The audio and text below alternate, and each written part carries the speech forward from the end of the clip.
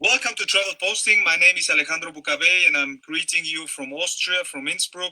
I have the pleasure to welcome Matias Vera. Matias Vera is right now in the north of Argentina, and he is a staff member of Carlota Stockar. She was already with us presenting in French the way of the Jesuits. He's going to introduce us to this interesting touristic destination in, of course, the beautiful country of Argentina. And we're going to speak in English, so it won't be in Spanish or in French or in Italian or German. And I have the pleasure to welcome you, Matias. It's an honor that you are here with us, and I'm sure we will have an interesting presentation. Welcome. Okay. Okay. Thank you very much, Alejandro. It's a pleasure for me to stay here with you and with all the travel posting community. So I'm going to try to do my best with my English, because do you understand? I'm Argentinian. It's not my my language, my original language, but I'm going to try. Yeah. Perfect. So, I'm going to start. I'm going to start sharing my screen. So, yes, as we know, you have a wonderful presentation that you can share later also with us, with the community. Here we go. Yes, El Camino de los Jesuitas, the way of the Jesuits. Yeah. So first of all, I want to express my gratitude for this brief presentation we are going to give to all the travel posting community, and my gratitude also to the Argentine Commission of Religious Tourism, the Latin American Commission of Religious Tourism, and the international network of agencies specialized in religious tourism. The root of yerba mate. Do you know the yerba mate is one of the products originally from the Argentina, Uruguay, Brazil, and Paraguay. It's like a trademark, yeah? We love it. And then, obviously, thank you very much to Travel Posting International for this invaluable accompaniment to this presentation, yeah? So let's start. First of all, we had to talk about the Guarani. The Guarani people inhabit the territories of the Uruguay, Argentina, Brazil, Paraguay, and Bolivia up to this day. Despite having a rich mythology of oral tradition, the Guarani did not show religious ostentation. They did not build temples or large ceremonial places. This entire environment was part of the sacred and was oriented towards to search the land without evil. This search was an essential part of the daily life of the Guarani. As well as work, it was part of their own being in a natural way, making them almost nomadic peoples. Since 1610, the Jesuits founded in the southern region of South America a group of towns with natives, also known as missions or reductions, which reach enormous territorial, demographic, and political dimensions. Starting from finding ourselves in the heart of the 30 Jesuit towns that were founded in the region by the Society of Jesus, we propose with our product an approach to the history, culture, and religiosity of the footprints of the missions in this territory, and in their reductions and other places of influence. There are 30 Jesuit towns, but just 7 have been declared a World Heritage Site by UNESCO.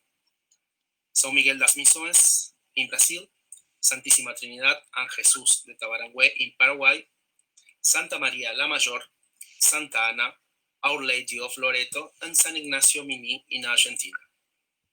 In this way, the city of Posadas, in the province of Misiones, located practically in the center of this entire region, is ideal to start any of the Jesuit circuits. Another very interesting option is arriving from Asunción, the capital of Paraguay. The connectivity before COVID-19, obviously, was very good and fluid. The city of Posadas is reached by domestic flights from Buenos Aires and Córdoba, or long-distance bus services from the large cities in Argentina. To visit the region, you can use Puerto Iguazú airport, which receives a large part of the passenger traffic that arrives through Buenos Aires hub, Córdoba, Mendoza, and Rosario airport terminals in Argentina. So the city of Foz do Iguaçu is in front of Porto Iguaçu. It's in Brazil, and it's the gateway for those who take connections in Sao Paulo, Rio de Janeiro, and Brasilia. And Asunción, the capital of Paraguay, has grown a lot in recent years about air frequencies and has become a really very comfortable point for the beginning or end of our circuit, receiving flights from the hubs of Lima, Santiago de Chile, Panama, Bogota, Sao Paulo, and Madrid that provide fast connection to Central and North America, Asia, and Europe. The programs vary in their length depending on the time and dedication that the passengers want to take to these itineraries. There are 3 days and 2 nights visiting only the missions in Argentina, 4 days and 3 nights including the missions in Paraguay, up to the most extensive and complete of 12 days and 11 nights, making a circuit that uniting the 7 patrimonies of the 3 countries, as well as other sites and attractions in the region. We started in the city of Posadas, the capital of the province of Misiones, whose foundation dates back to March the 25th of 1615, when the Jesuit priest Roque González de Santa Cruz founded the reduction of Our Lady of the Annunciation of Itapúa as part of the evangelization of the Guarani by the Society of Jesus. Then this settlement was renamed Trincheras de San Jose under Paraguayan rule, until in 1879 the current name was finally assigned. The city is connected to the city of Encarnación in Paraguay by the Roque González de Santa Cruz International Bridge, which crosses the Great Paraná River and was inaugurated in 1990. With around 10 million people today that use this route, at present it also allows a passage of a passenger train. In 1621, the reduction created in Posadas was transferred to Paraguayan territory with the name of Our Lady of the Incarnation of Itapúa, where today the city of Encarnación is located. We propose, for example, to start the tour by visiting San Cosme and Damián in Paraguay, where we arrive by the Posadas Encarnación Beach, or to walk over the Yacyretá Binational Dam when it is operational. San Cosme and Damián was founded in 1632. This mission became the main astronomical center in South America, and that's the importance of this mission. Aided by the Guarani, they built telescopes, dial, and a sundial, which, although rudimentary, were accurate in their operation. They carried out research work with them and were made known in Europe. His main work was the moonlight of the century, through which astral phenomena could be known to happen several years in advance. Today remains a sundial that amazes for its precision. Its church was recently rehabilitated for mass, with images of great value, including that of San Cosme and Damián. It has a great support. This mission has a great support from the German government for its maintenance, and is the only one of the old reductions whose facilities, such as the school and the church, are still being used by the population.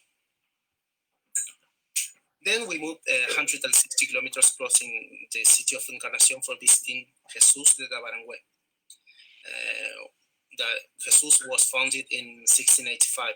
It was one of the most important and was rediscovered 2 centuries later and declared a World Heritage Site in 1993. His church is a replica of the Church of Loyola located in Italy. However, the architectural design of this reduction was in charge of the Spanish architect Antonio Forcada, who imposed his sound style with 3 lobed arcs, characteristic of the Muslim culture that prevailed in Spain at that time. Later, about 15 kilometers away, we will visit the reduction of La Santísima Trinidad in Paraguay, which was founded in 1706. This was the last created in Paraguayan territory and the largest of all, with 117 hectares of buildings, and is the one that conserves the original structure of the town, yes, of the mission, declared a World Heritage Site in 1993. This reduction was the largest temple built among all those that make up the Jesuit reductions, where the feast of musician angels stand out, which until the discovery of the musical scores in Moxos, Bolivia, constituted the only antecedent of music in the Jesuitic missions. Already in Argentina, the reduction of Santa Ana was founded in 1633, but in 1660 it would settle in its current location. It imposed some criteria on the urban project, making difference with the other towns.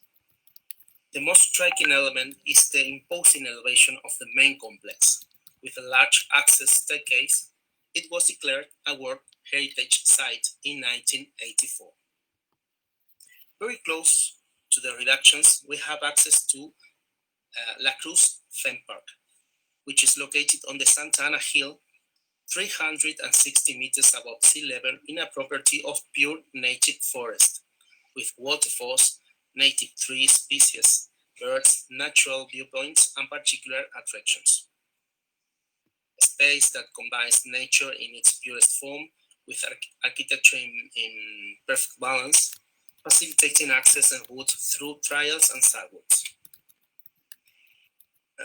Within the complex, you can also visit its butterfly garden, the orchid garden, and a very special place for any visitor, its beautiful chapel, contemplating the cross, ideal for celebrating Mass for private groups.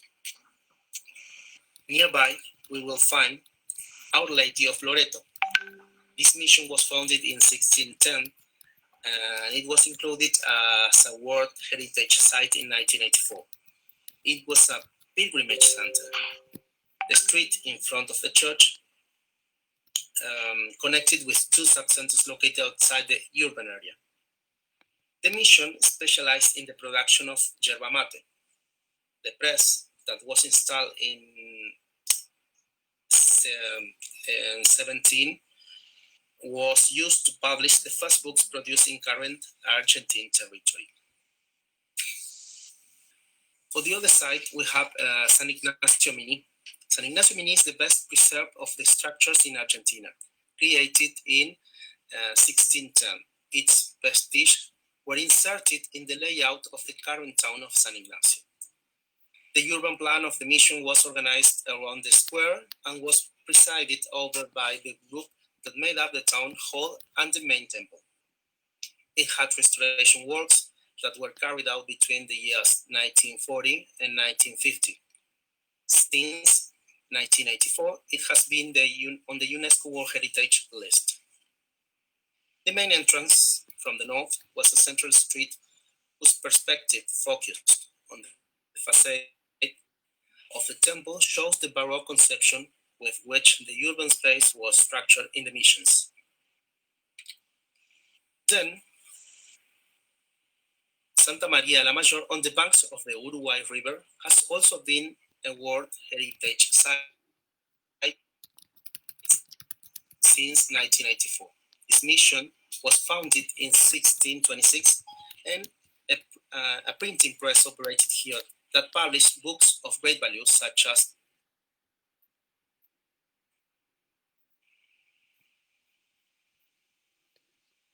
by Father Antonio Ruiz de Montoya. Urban scheme of the missions, but presents some different characteristics. It was a relatively small nucleus and highlights the existence of the prison, which was built next to the church, made up of 7 cells with thick walls. São Miguel das Missões, founded in 1632, is located in Brazil. It's the largest group of religious architecture in the Jesuit missions, still made up of remains of walls, arcades, facade, and bell tower. Next to the place is the Museum of the Mission. Its architecture and artistic relics demonstrate the high cultural level. You can visit the old church, the missionary cross, the museum, the sacristy, the cemetery, and the reduction square. The reduction were the scene in 1996 to record part of the film The Mission, starring Robert De Niro and Jeremy Irons. Finally, knowing the wide Jesuit Guarani territory, the missions cover. We want to show you some sites of great relevance that were historically part of those times.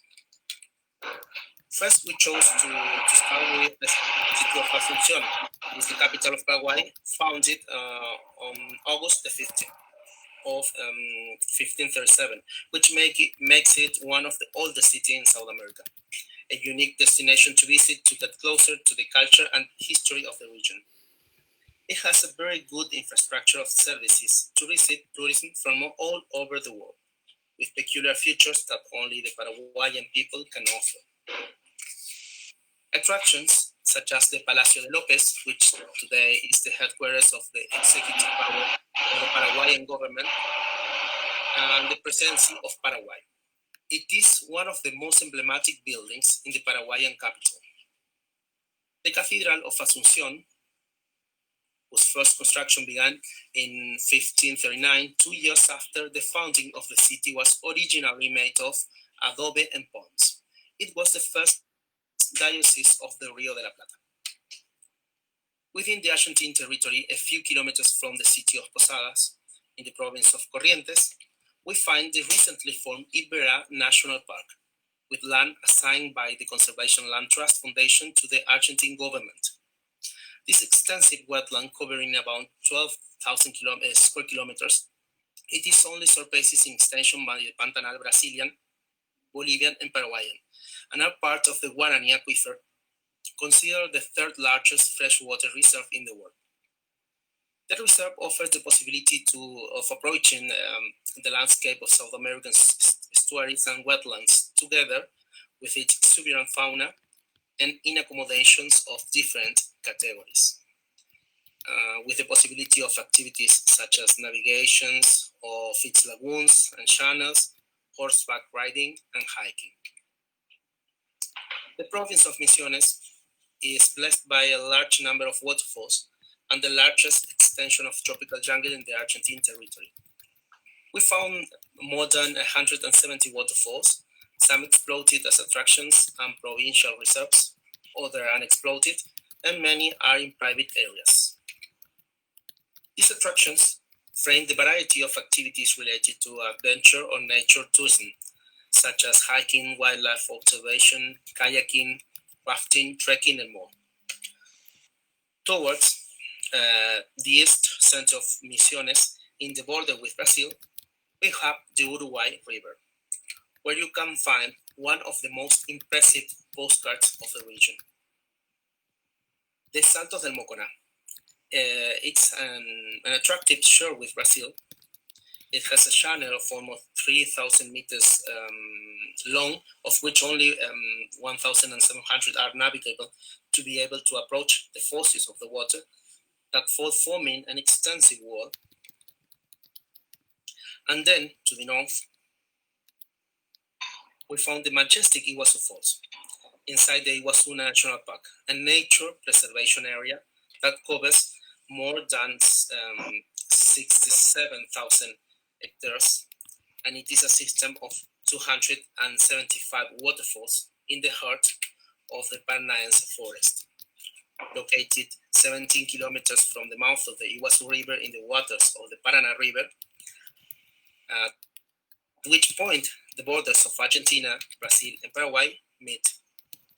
The falls are 2.7 kilometers wide, which height varies between 60 meters and 82 meters. 2/3 of the Iguazu Falls are on the Argentine side. Much of the water falls into the Devil's Throat, a long channel of 82 meters high, 150 meters wide, and 700 meters long. Undoubtedly, the perfect destination for those passengers who want to to take out from the world for a few minutes and just contemplate the immensity of nature in a feeling of peace and completely tiny. Finally, we want to show you our current webpage, elcaminodelojesuitas.com. That upon entering, we find a video presentation of the product.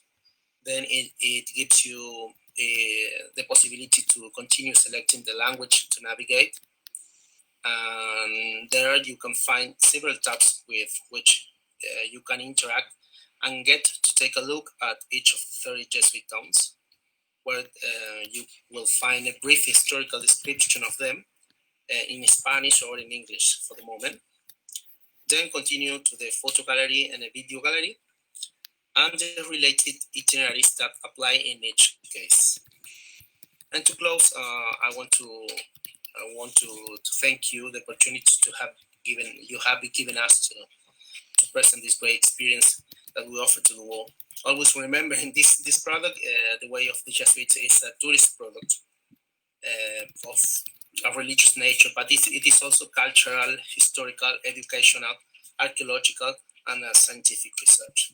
So thank you very much for Travel Posting International. Thank you very much, Matthias. Was indeed a very interesting presentation about El Camino de los Jesuitas, the path or the way of the Jesuits. I would have just a general question, because of course we are now during this pandemic crisis of COVID-19. I read in La Nación, a famous Argentinian newspaper, about the cases in Misiones, because many travelers, many tourists maybe ask themselves if they can travel to Argentina. I think there are 43 cases positive in the region of Misiones in the north of Argentina, right? Right, that's right. The thing is that Misiones is one of the provinces in Argentina that has just a few cases. Nowadays we have, I can't remember, but I think there are 98 cases in total. Yes, in total. But we are in a good position today. Instead of we are neighbors of Paraguay, neighbors of Brazil. it's a strange position, but we think it's good for us, that number. And do you have actually now tourism, or how is the concrete situation at the moment?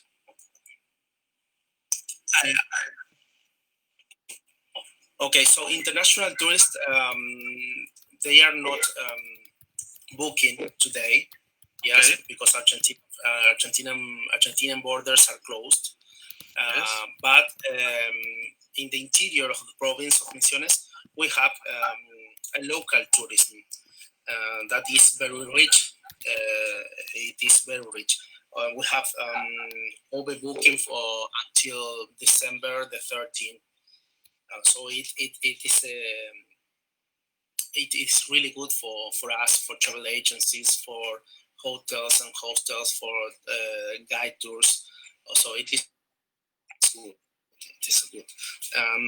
From here to a few days, Argentina is starting with the flights again. So international flights started to fly from Buenos Aires, and we think it is going to be okay in a few weeks or maybe month. Okay, hopefully in a few weeks, because I remember in 2006 I was visiting Iguazu, and they offered also the tour around the Jesuits, the ruins, the architecture, the archaeology, etc. And I remember also the city of Posada, like you mentioned, also in Asunción, Paraguay, the Palacio de los López, that I think it was built by Carlos Antonio López, and the father and the son, they were the presidents of this young republic, famous because of the war of the Triple Alliance in 1867, I think. Also, very, very interesting history, no? What do you think? How many days should international tourists stay in the region of the Misiones if they want to visit the path, the way of the Jesuits? And which is the best season to visit this attraction? Is it in the summer? Is it in the winter? Of course, it's different in in Argentina than with us, because now in Austria and Germany we have winter, but you have summer right now, right? Yes, this region of South America, north of Argentina, south of Paraguay, and south of Brazil, we have a climate, strange climate. So in winter for us is in July, but winter we have cold, just a few days, 1 week, 2 weeks. An average temperature in winter is 18 Celsius degrees, 20 Celsius degrees. So it is a very good season, winter, July, August, and September, to visit this region. But it is also, you can also visit the region all the year long. But if you don't like a very hot summer, a very hot temperature, from November to March is not the season. Yes, but you have you have a lot of possibilities. You if you want to visit Ibera in Corrientes, or you have to spend 2 or 3 or 4 days at Iguazu, visiting the Iguazu National Park, Argentinian side, Brazilian side, and making some excursions from Puerto Iguazu, and then go to Mocona, and then you can add or start with the Jesuit missions, and then you can go to Asuncion for visiting one of all the cities in South America. Also, you have a lot of possibilities. And the minimum stay, if I had to recommend you, is at least 5 days. Yes, at least 5 days, and you can stay for 10 days. Up to 10 days. Okay, perfect. Yes, because actually that's what I did, as I told you, in 2016, and I think you have a lot of attractions, no? And there are also like English-speaking guides. I think sometimes there are also guides for French, for German. So I don't think the communication problem would be the communication wouldn't be a problem for international tourists. Although maybe it would be strange to travel in Christmas time, because Christmas time with you, it's summer, so it's not. Yes, there's no snow here. There's no snow. There's no Santa here. Santa is wearing the summer a swimming suit. Yeah. Okay. It's strange. And about maybe some historical questions while I collect the questions in Facebook. As we know, Ignatius von Loyola was one of the founders of the Jesuits. They were founded in 1534 in Paris, actually, in France. And they are still active in, I think, in like 110 countries, international. Why should we visit? What do you think why do we visit the remainings of the Jesuits? Why is it so attractive? Of course, it's UNESCO World Heritage. Of course, it's from the architectural point of view interesting, and also from the history, of course, from the cultural view. But why should we do it? Why should we invest 2, 3 days, or maybe even 5 days to visit this? Well, I think it's a personal opinion. I think it is a plus. If you are visiting the region, it is a plus, because it's part of the history of the region, when there were no borders. Yes, there were no borders, and the Jesuits were a very powerful movement at that days, and all the history in a mix with the Guarani culture. It's a really interesting mix, because the Guarani believed in the land without evil. Yes, and I think the Jesuits also promoted that idea of the land without evil by the Catholic conception. Yeah, but it's the same. It's the same. It's the same God, the same ideal, and each country has his particularities that make the experience richer. Yes, Paraguay is the Paraguayan culture is very, very rich. You you will see a lot of things, a lot of activities, and you will have a lot of experience here that in any you will not find in the other part of the world this kind of activities and experience, because each country is particular. Yeah, Argentina is particular. The north of Argentina is different from the south of Argentina. Paraguay is totally different from Brazil and from each country of Europe. So it's a really very interesting region to visit. Very rich. So just for the cultural interested people, as Matthias mentioned, the Jesuits were following this conception, and I think this is very actual. We don't want to get into philosophical, political issues, but I think interesting points that connects us at the moment, just to finish, to sum it up, it's that an Austrian writer, Felix Hochwaldner, he wrote the piece that is the basis for the movie The Mission with Robert De Niro, etc. It was an Austrian writer about this God, about this justice, etc. And yes, so there is so much also in Latin America, especially Paraguay, with the writer Augusto Roa Pastos, who was a Paraguayan writer.